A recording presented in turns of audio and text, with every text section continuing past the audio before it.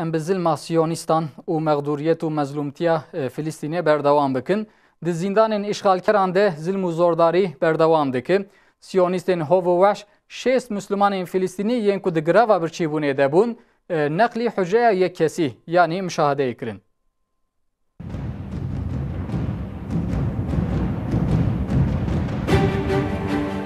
سیونیستان هار اف به سالانه لدیجی فلسطینیین اسیر د زندانان ده ظلم و زورداری خود بردوام دکه.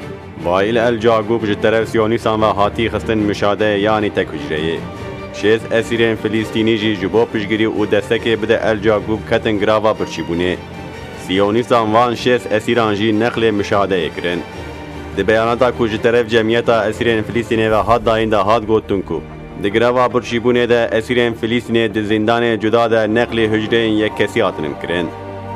هاتی ifade کرن 4 روز بره اسیرین فلسطینی جی سیونیستان خواستی کو الجاگوب جی حجره در بخینه. پشتی سیونیستان اف دا خوازا فلسطینی رد کریه. 6 اسیرین فلسطینی دست به گراوا برچیبونه کرنن و پش هاتن خستن مشادیان. اف 6 اسیرین فلسطینی جبو پشگیریه بدن مایر الاهرسه کو اف 84 روز د گراوا برچیبونه دیه. جو 15 جوتمه دست به گراوا برچیبونه کربون. الاهرس 27 ترمه ده جبو ظلم، زورداری و اسکنجه سیونیستان پروتستو بکه دست به گراوا برچیبونه کربو. تقید کرن کو هگر روش واها بچه و هجمارا کسین کو بکون گراوا برچیبونه زیده ببه و اف پروتستو بردوام بکن. دوینا برده حماسه به مناسبت سالوگرا لحف کرن و پیمانا آزادیا 1100 اسیرین فلسطینی پیامک وشان.